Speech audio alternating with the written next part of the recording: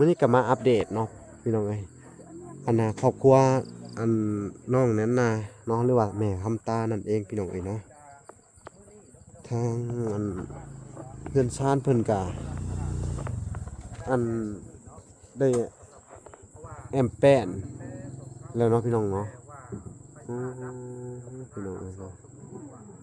ก็มากับบ่พรเพิ่นพี่น้องเพิ่นก็เฮ็ดงามเนาะบ่พรเนาะน้ำได้เบาล่ะอ๋อโธ่แบบบ่ติเลยเนาะ ผักลายบุยบตินี่แอมนี่แบบเรียนเป็นสั้นๆขึ้นแบบแม่สวยงามเลยพี่น้องเอ้ยเน้นนากับหมู่คู่กับผู้พี่น้องเอ้ยมาแต่หาอยู่หากินผู้มาแต่งมหอยพี่น้องเอ้ยน้องเน้นนากับผู้ดุขนาดพี่น้องเอ้ยมาเถอะได้กะหาอยู่หากินนะพี่น้องเนาะเดี๋ยวเขาก็สิไปทักทายเพิ่นจะหน่อยพี่น้องอันนี้เขาซูมเข้ามาพี่น้องเอ้ยมาแต่หากินผู้ถือว่าน้องแน่นๆนี่ขยันได้พี่น้องเอ้ยขยันหาอยู่หากินโอ้เบิ่งเลยว่ะไปได้น้อยไปได้หลายพี่น้องเอ้ยหาหอยเสียดเมนูหยังกินน่ะนั่นน่ะเสียดเมนูหยังกินต้มเนาะแกงอ่อมก็แซ่บได้เนาะต้มกินหั่นน่ะหอยนี่มันยังหลายอยู่เนาะในหนองเนาะงมได้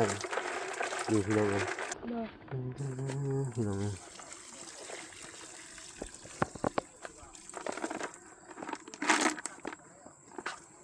เบิ่งน้องเพิ่นเฮ็ดก่อนพี่น้องเอ้ยไปโรงเรียนอยู่บ่มื้อนี้ไปโอ้เลิกมาโรงเรียนแล้วก็นึ่งข้าวแล้วก็ไปหาหอยเนาะไปหาหน่อไม้แล้วไปหาหอยอู้ได้ฮอด2อย่างผู้มื้อเดียวเนาะโดยหลังจากเลิกโรงเรียนเนาะพี่น้องไปหาหน่อไม้หาหน่อไม้แล้วก็โง่มาหาหอยนี่หน่อไม้เพิ่นไปหาพี่น้องเอ้ยเก่ง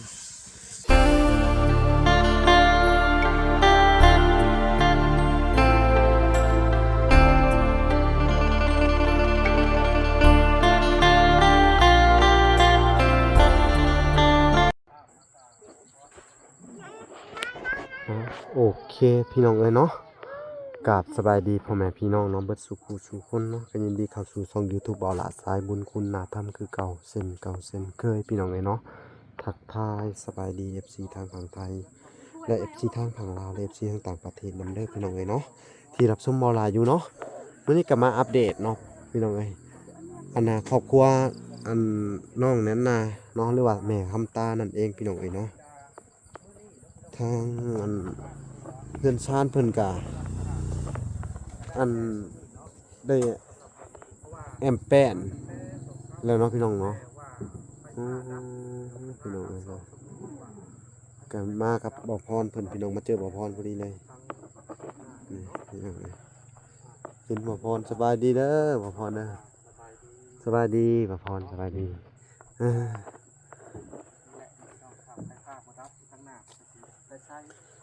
เพิ่นก็เฮ็ดงามเนาะบ่อพรเนาะน้ำได้เบาล่ะอ๋อโธ่แบบบ่ติเลยเนาะผักลายบุยบตินี่แอมนี่แบบเรียนเป็นสั้นๆขึ้นแบบแม่สวยงามเลยพี่น้องเอ้ยติบ่ได้เลยแบบนี้คักบ้านน้องตุ้ยกะบุติดเนาะเทพบ่ติดเนาะตัวนี้โอ้บัดนี้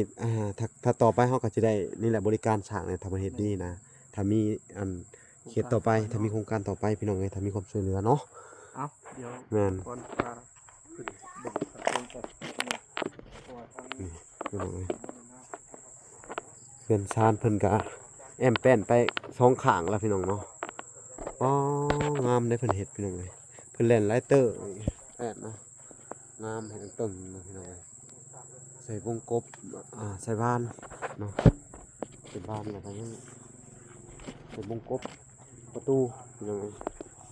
แอมแล้วเพิ่นก็สิใส่บ้านแล้วก็มุงหลังคาเนาะแต่ว่าหลังคานี่พี่น้องเอ้ยเฮาก็สิได้ถามทางอันเบาน้อยเพิ่นอีกทีนึงพี่น้องเอ้ยเนาะเพราะว่าเพิ่นนั่นเป็นคนว่าสิได้อันสั่งหลังคาพี่น้องเนาะแต่ว่างบนำบ่ล่ะก็มีอยู่อัน4 ล้านกว่าเองเนาะพี่น้องเหลือจากอันการจ้างสร้างอันหรือว่าเหลือจากการอันให้สร้างก่อนพี่น้องเอ้ยเนาะก็สิประมาณนั้น4 ล้าน 8พี่น้องเอ้ยเนาะเงินที่เหลือเนาะ หลังจากมันครึ่งหนึ่งเนาะเขาก็ได้ให้สร้างเบิกลงนาก่อนเนาะพี่น้องน้องแน่นนากับหมู่คู่กับผู้พี่น้องเลยมาแต่หาอยู่หากินผู้มาแต่งมหอยพี่น้องเลยน้องแน่นนากับผู้มาแต่งมหอยพี่น้องเลยเพิ่นก็ได้ดุขนาดพี่น้องเอ้ยมาเถอะได้กะหาอยู่หากินนะพี่น้องเนาะเดี๋ยวเขาก็สิไปทักทายเพิ่นจะหน่อยพี่น้องอันนี้เขาซูมเข้ามาพี่น้องเลยได้หากินถือว่าน้องแน่นหน้านี่ขยันได้พี่น้องเลยขยันหาอยู่หากินโอ้เบิ่งเลยว่ะไปได้หน่อยไปได้หลายพี่น้องเลยนี่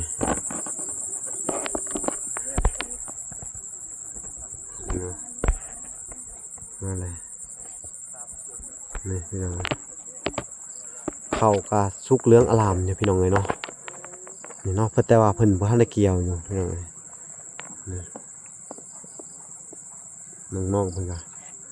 พากันมาถึงงมหอยพี่น้องเลยเดี๋ยวสิเบิ่งก่อนเราเพิ่นได้หอยยังแน่พี่น้อง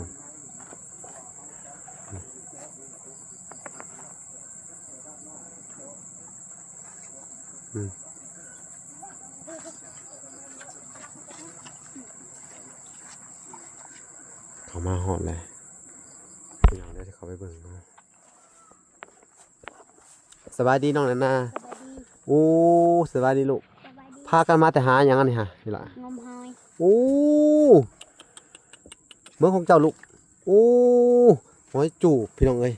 ได้หอยกินแล้วเหมือนแรงเนาะ โดย อ่าดุขนาดพี่น้องเอ้ยเนาะถือว่าน้องเพิ่นกับบริยูซื่อๆได้พี่น้องเอ้ยเนาะมาแต่หาอยู่หากินพี่น้องเอ้ยเนาะน้องๆแน่นหน้าเพิ่นหุ่นหมู่เพิ่นกับเมื่อแหละพี่น้องเอ้ยมาเบิ่งเพิ่นอยู่เฮ็ดกินพี่น้องในบาทนี่โอ้ต้มยังนี่ต้มยังบ่นี่ฮะนั่นน่ะต้มข้าวให้หมูบ่ โดย พี่น้องเอ้ย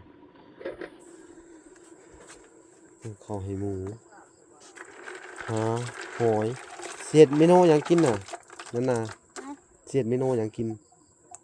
ต้ม ต้มเนาะ โดย แกงอ่อมก็แซ่บได้เนาะ โดย ต้มกินหั่นน่ะหอยนี่มันยังหลายอยู่เนาะในหนองเนาะ โดย งมได้นี่พี่น้องเอ้ยหน่อไม้ก็มีได้นี่พี่น้องหน่อไม้เนาะ โดย พี่น้องเอ้ย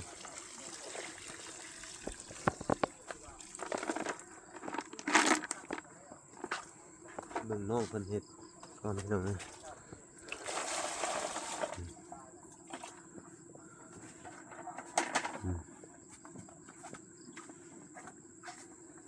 สิต้มได้ป่ะในหลังจากนั้น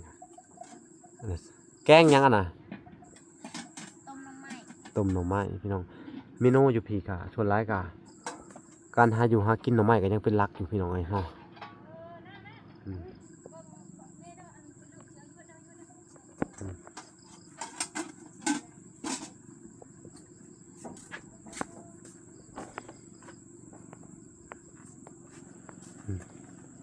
น้องนั่นนากับพี่น้องไอ้นี่ปรุงเลยน้องพี่น้องเอ้ยเพิ่นกับมาอยู่มานอนอยู่นี่พี่น้องเอ้ยนอน2 คนแม่ลูกพี่น้องเอ้ยสุดนักเรียนน้องนั่นนาเพิ่นพี่น้องเอ้ยสุดเขาทำโรงเรียนเนาะนี่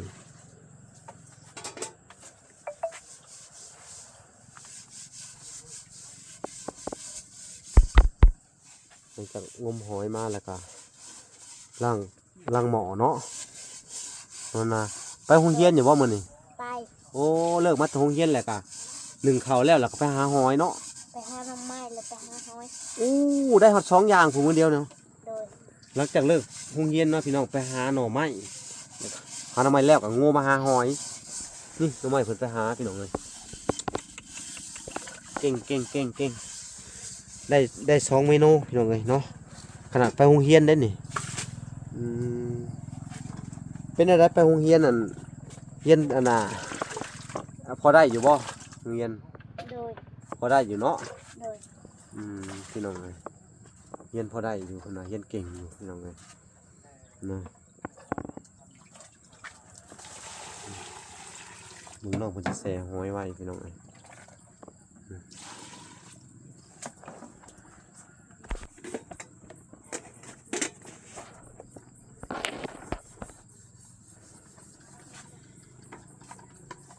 ครับนี่สิปอกหน่อไม้ต่อบ่นั่นนะ โดย โอ้สิเบิ่งน้องเพิ่นปอกหน่อไม้ก่อนพี่น้องนะถือว่าขยันแฮงพี่น้องเอ้ยน้องแน่นนาเนาะผู้หนึ่งนี่เนาะพี่น้องที่ขยันที่สุดเลยพี่น้องเอ้ยเนาะน่าสงสารและก็น่าช่วยเหลือพี่น้องเอ้ยน้องเพิ่นทั้งเขาโรงเรียนเลิกโรงเรียนมาแล้ว ก็ไปหาอยู่หากินเนาะถือว่าสุดยอดเลยพี่น้องเอ้ยคนได้ที่ช่วยอันทางครอบครัวนี่มาบ่ผิดหวังแน่นอนพี่น้องเอ้ยขอบคุณผู้ใหญ่เนาะที่ช่วยเหลือเรื่องในการซื้อทีเนาะช่วยเหลือซื้อไม้เนาะแล้วก็ผู้ใหญ่ที่ผ่านบ่ล่ะมาเนาะเวลาเห็นน้องเพิ่นอันขยันมาสิครับดีใจนำเพิ่นพี่น้องเอ้ยดีใจนำครอบครัวเพิ่นเนาะแต่สิ่งสำคัญกะพี่น้องเอ้ยในเฮือนในซานเฮาก็ยังบ่ฮู้ว่าอันเพิ่นขาดอิหยังแน่เนาะอันในการเฮ็ดเฮือนนี่เนาะพี่น้องเนาะเพราะว่าทั้งงบบ่ล่ะก็มีแค่4.8 ล้านเนาะบ่ทันได้อันให้สร้างอยู่เพราะว่าเว้ากันว่าสิได้เอาไว้ใช้ค่าสร้างเฮ็ดเฮือนแล้วพี่น้องเอ้ยแต่ถามว่าพอในกินนี่ว่างบหลังคาพี่น้องเอ้ยเนาะของเฮือนน้องแน่นหนานี่ยังบ่มีพี่น้องเอ้ยเพิ่นว่าบ่น้อยมีแค่5 ล้านพี่น้องเอ้ยบ่ฮู้ว่ามันสิพอหรือบ่รถซิ่งนี่มันน่าจะเป็นประมาณ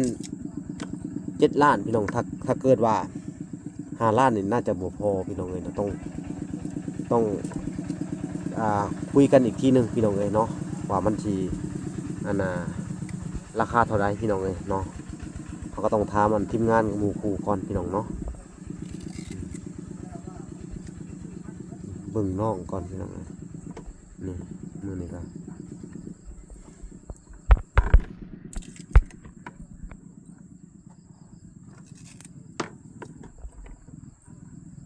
ก็ขยันขันแข็งอะไรพี่น้องเอ้ย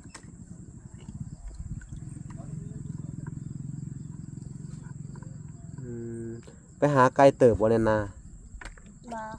บ่เนาะ อาเทนี โอ้ใกล้ๆนี่ เลย มันมีป่าหน่อไม้พี่น้องเอ้ยใกล้ๆนี่ ไปกับบูเมื่อกี้นี่ ไปกระหมู่เมื่อกี้นี่เห็นไหน โดย หาแล้วกับบักเทือกอะแกงใส่หอยจังหวัดแซ่บเนาะนาเนาะ โดย น้อง ต้ม นาเพิ่น อัง ต้มแล้วก็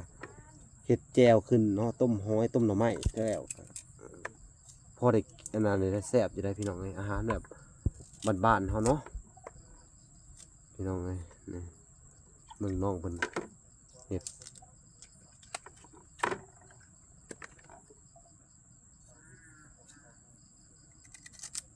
นี่พี่น้องเพิ่นก็สิปอกประมาณนี้แหละปอกแล้วก็ซ้อมต้มเพิ่นน่ะ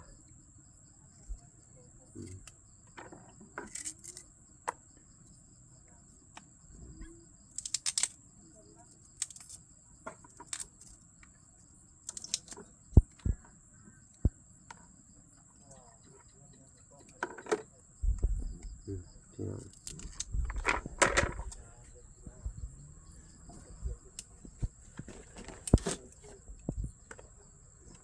หลายเติบได้ไปหามาเนี่ยกันนานเนาะ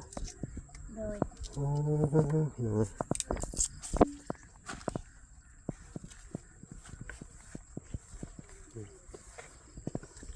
บ่ลากับบได้มา3-4 มื้อแล้วพี่น้องเนาะหลังจากไปอัปเดตทางน้องตุ้ยเนาะฝนตกเขาบ่ได้เข้ามาหลังจากได้มอบเงินมื้อนั้นเนาะพี่น้องเนาะ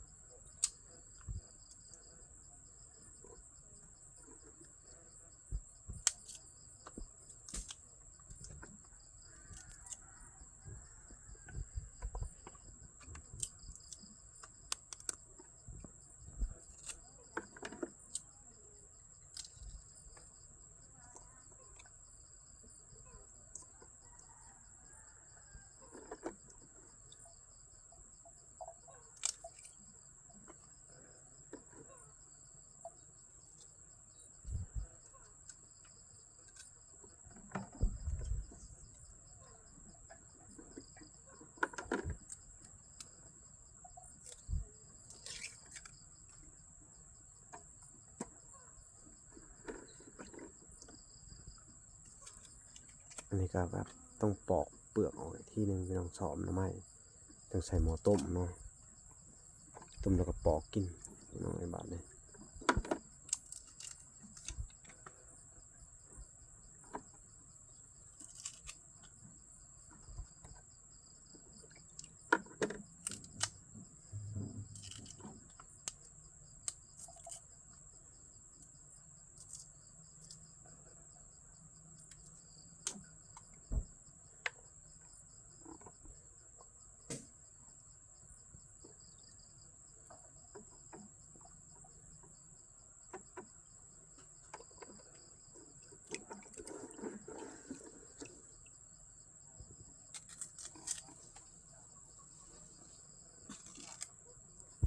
ทั้งแม่เพิ่นพี่น้องเอ้ยเพิ่นไปทำความสะอาดอยู่อันน่ะเฮือนใหม่เพิ่นพี่น้องเนาะ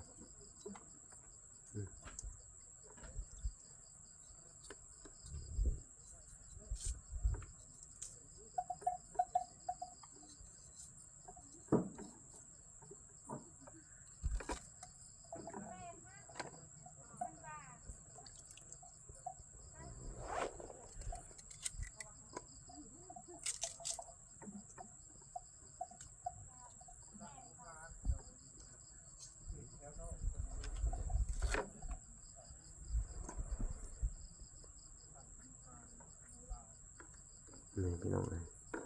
คำมากก็สิมียุงแนวแถวเขตนี่เนาะพี่น้องเนาะแต่รู้สึกว่ามื้อนี้ฝนบ่ได้ตกพี่น้องมื้อกลัวๆแล้วบ่ได้ตกเนาะ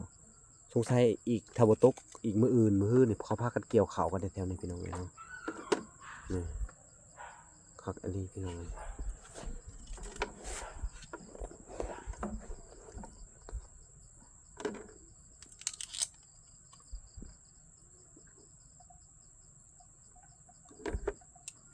น้องก็สิปอก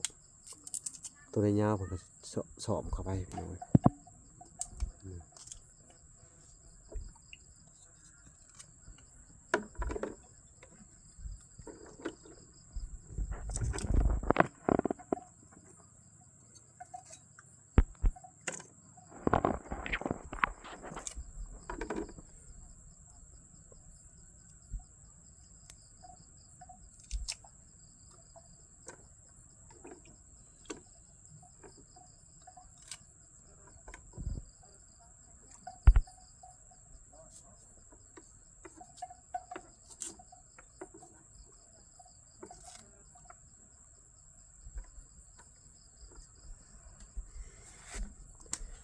นี่คือการแบบหาอยู่หากินแบบคนนั่นบ้านนอกพี่น้องเอ้ยคนชนบทเฮาก็สิหาอยู่หากินแบบนี้เนาะมันก็ยังพอเป็นป่าเป็นดงเป็นทุ่งไร่ทุ่งนาแบบพอหาอยู่หากินได้อยู่ถ้าเกิดว่าอยู่ในเมืองนี่บ่ได้เด้อพี่น้องเอ้ยเนาะอยู่ในเมืองนี่สิบ่มีแบบนี้พี่น้องเอ้ยเนาะการหากินก็ยังดังเดิมแบบเก่าๆเฮาอยู่พี่น้องเอ้ยทางครอบครัวเพิ่นเลยนะเนาะ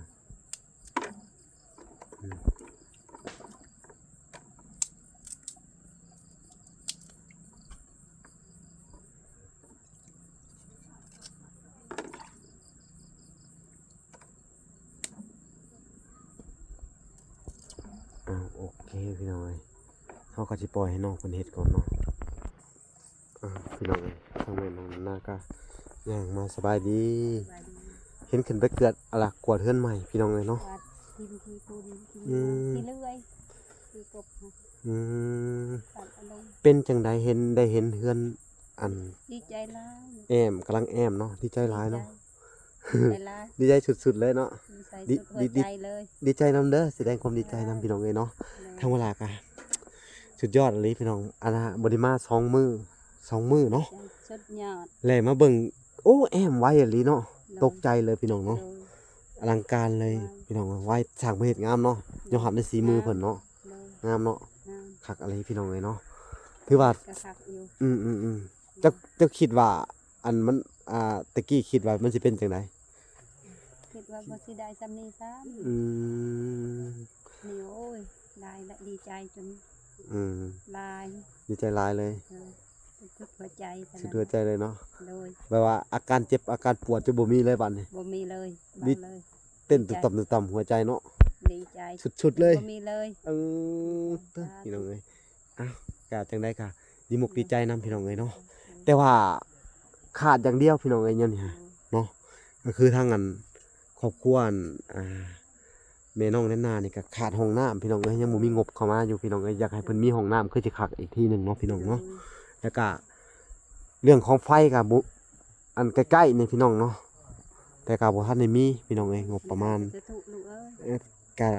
จักสิว่าจังได๋พี่น้องเอ้ยเฮาก็สิมาอัปเดตไปเรื่อยๆเนาะถ้าเพิ่นได้ไผก็คงจะดีเนาะ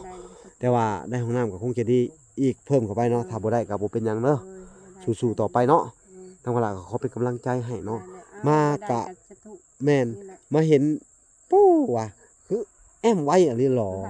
ทันใจพี่น้องเอ้ยเนาะ แม่ก็จนดีใจเรื่อย อืม ๆเห็นเพิ่นเฮ็ด โดยเนาะ เพิ่นก็จนเฮ็ดจนได้ใจ ได้ใจแฮงเลยพี่น้องเอ้ยสร้างอันนี้ถือว่าเพิ่นเฮ็ดเผาแล้วเผาเกี่ยวข้าวมันว่า โดย แม่นบ่อีกเกินสิหามื้อนี่แล้วว่าจักนี่ แล้วว่าซ้ำมื้อ 3มื้อให้แล้ว ให้แล้วแอมนี่มื้ออื่นนี่ก็แอมอันนั้นก็ อื แล้ว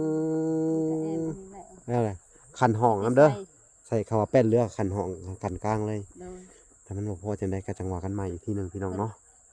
เพิ่นว่าสร้างคันบ่เป็นเท่านี้เท่าไหร่เมื่อไรเขาไปเขาว่าคันโลด อืม เพิ่นคอยสิผูกแขนว่า โดย แล้วคันว่าเราบ่คัน คักเลยซะเนาะ โดย คักแล้ว ผูแขนเพิ่น โอ้ว่าซั่น โดย ถือว่าเพิ่นก็เฮ็ดคู่มือเนาะ คู่มือ คือว่าสร้างเพิ่นสีมือดีได้พี่น้องเอ้ยเนาะเพิ่นเฮ็ดงาม ดี ยอมรับเลยพี่น้องเอ้ยเขาสร้างคนนี้เพิ่นมีความเป็นมาตรฐานในตัวพอละแน่เมืองเขาฮู้เลยเนาะพี่น้อง เพิ่น เนาะ ก็เฮ็ดซ้ำเพิ่นเฮ็ดเฮือนเพิ่นเอง เพิ่นเว้านะ โดย โดยเนาะสุดๆเลยพี่น้องเอ้ยเอ้าโอเคพี่น้องเอ้ยมันก็ค่ำแล้วเฮาสิปล่อยให้ทางอันแม่น้องแนนาเพิ่นเนื้อแม่คำตาเพิ่นไปเฮ็ดอยู่เฮ็ดกินเนาะ โดย ถ้าบ่ได้กินข้าวมันบ่นี่ข้าวแรงกับพี่น้องแนนาเพิ่นหาอยู่หากินเนาะเก่งอีหลีเพิ่นไปหาหน่อไม้เนาะ โดย แล้วก็เอาไปหางมงมหอยมาพี่น้องเอ้ยเนาะ ได้ใช่ป่ะเพิ่นงมหอย ได้บักหลายจังได๋ โดย โอ้บ่ล่ะดีใจพี่น้องเอ้ยครอบครัวนี่พี่น้องเอ้ยฮู้จักเฮ็ดฮู้จักหาอยู่หากินเองมาทุกครั้งก็เห็นเพิ่นไปหาสอนปูสอนปลาน้องแนนาเนาะ ไผสิหา อืม หากินเองกันสิซื้อก็บ่มีเงิน ดีเด้อ โดย เฮ็ดต่อไป เงินเล็ก สู้ ๆน้อยๆก็สิเอาเวียนให้ลูกไปโรงเรียน สู้พี่น้องเอ้ยเนาะ โดย ทางบ่ล่ะก็งบประมาณก็นี่แหละสิว่าซื้อแต่แนวจำเป็นในเฮือนเจ้านี่แหละมันขาดเหลืออีหยังแน่เนาะพี่น้องเอ้ย พอหากินได้หา พี่น้องเอ้ยแต่ว่างบเฮาก็นี่แหละเรื่องงบแรกๆก็ว่าสิเอาไว้อันจ่ายค่าสร้างเนาะเงินในจำนวน4ล้านกว่า4ล้าน8แล้วบ่ล่ะก็สิได้อันสมทบบางเทื่อมันบ่พอหลังคาเฮายังบ่ได้ทันถามอันเว้าน้อยเนาะเอ้าจะตัดภาพไปบ่พรสบายดีเด้อสบายดี อันบ่พรคือว่างบประมาณอันหลังคาทางบ่น้อยแม่นบ่ แน่นได้ยินข่าว เนาะ ๆเพิ่นว่ามีผู้ใจดีเขาจะสมทบเข้ามาประมาณ5ล้านกีบนะ โอ้คิดว่าสมทบหลังคาเบิดเลยเนาะบ่แม่นเนาะ บ่แม่น เพราะว่าในจำนวนหลังคานี่มันสิถูกอยู่ประมาณ7-8 ล้านนะเนาะ แม่น เพราะว่าเขาต้องซื้อไม้เขาเอิ้นว่าไม้ปั้นลม อ่า เป็นปั้นลมเป็นอันเป็นซีแพ็ค แม่นละ เนาะเป็นแผ่นซีแพ็คพี่น้องมันจังได้มาตรฐานเนาะ แม่น แต่ว่ามันก็สิถูกอยู่ราวๆ7-8 ล้าน 18ล้านแต่ว่า พี่น้องเอ้ย แม่ใจะดีทั้งช่องบ่น้อยก็เพิ่นว่าประมาณ5ล้าน อืม แต่ทั้งเฮาก็คือว่าแล้วต้องสมทบกันนั่นแหละเนาะ แม่นแต่ว่าก็รอติดตามต่อไปว่ามันสิขาดเหลืออีหยังแหน่นะก็ยังบ่ฮู้เนาะว่า แต่ว่าทั้งอันก็มีผู้ใหญ่อีกท่านหนึงเนาะเพิ่นเคยติดต่อเข้ามาหาพังมาละเพิ่นว่าสิพาเข้ามาอันอยู่ประมาณ5-6-70เหรียญนี่แหละก็สิได้ดึงตัวนั้นแหละมาสมทบใส่กันเนาะแต่ว่าเพิ่นก็บ่ทันได้ติดต่อมาอยู่พี่น้องเอ้ยก็บ่เป็นหยังเพิ่น แต่ว่าลูกติ่งเพิ่นก็ยังบ่ทันได้มีดอกล่ะ ยังบ่ทันมีน่ะ บ้านนี่ก็บ่ทันได้มีแมันบ่นี่ บ้านมาครบหมดแล้ว อ๋อครบเบิดแล้วเนาะบ้าน อ่า บ้านใหญ่บ้านน้อยครบเบิดแล้วเนาะ แม่นครบ อ๋อแต่ว่าลูกติ่งนี่มันก็สิประมาณหมุ่งล้านเนาะล้านปลายเนาะหรือว่า2ล้าน ประมาณล้านๆน้อยๆนี่แหละ ล้านกว่าๆเนาะลูกติ่งพี่น้องก็ยังบ่ทันได้มีเนาะแต่ว่าประเภทเป็นแอมนี่กะว่าพอบ่ เพิ่นว่าน่าจะพออยู่ แม่นเฮือนกะหมู่ใหญ่เนาะ6คูณอันน่ะ5คูณ6บ่7คูณ6 5คูณ6 5คูณ6น่าจะพอเนาะ อ่า แต่จังได๋ก็อย่าเนาะพี่น้องเนาะมันขาดเหลืออันในจุดใดทางอันทีมงานของเฮาก็สิได้สอบถามกันใหม่อีกทีหนึงเนาะ สมทบเข้ากันมา โดยสมทบเข้ามาอีกหลักๆคือยัง เนาะ อยู่ดอกเนาะ อืม แต่ถ้าพวกลูกเบาะลูกบิดพวกกร อืม ตัดขับอีก โดยเนาะกะของเฮือนของทางอันแม่คำตานี่หรือว่าน้องแน่นานี่กะอันน้ำบาดาลนี่กะ บ่มีเนาะไฟฟ้าเนี่ยก็บ่มีห้องน้ำเนี่ยก็บ่มีเนาะก็ยังขาดหลายอย่างอยู่เนาะพี่น้องแม่นเอ้าก็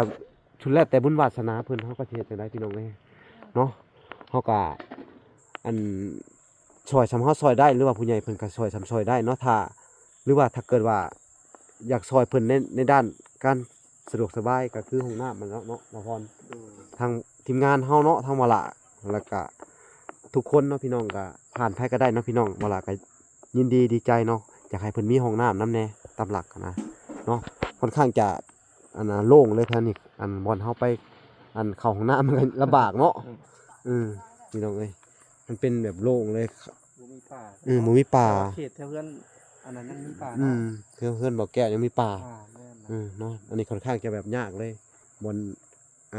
ขออนุญาตนำเนาะแบบว่าเฮาไปเขาเฮาปวดหนักปวดเบาอย่างนั้นนะประมาณนี้เนาะ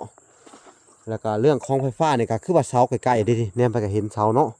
แต่ว่าเข้าไผนี่ก็ยังบ่ฮู้ว่าราคาเท่าไหร่เนาะก็ค่อนข้างจะแพงเบิ่งทรงเนาะแต่ก็บ่น่าก็สิประมาณทำเพื่อนบอกแก้วนี่แหละ แม่ มั้ง นประมาณสำคัญ อืม 10กว่าล้านเนาะ ประมาณนี้แหละเขาไพ่ใหม่เนาะแต่ว่าทั้งเฮาก็บ่มีงบเนาะเฮาก็เว้าไปซื่อๆพี่น้องเอ้ยเนาะจักสิว่าจังไดเนาะเอ้าโอเคพี่น้องเอ้ยคลิปนี้ก็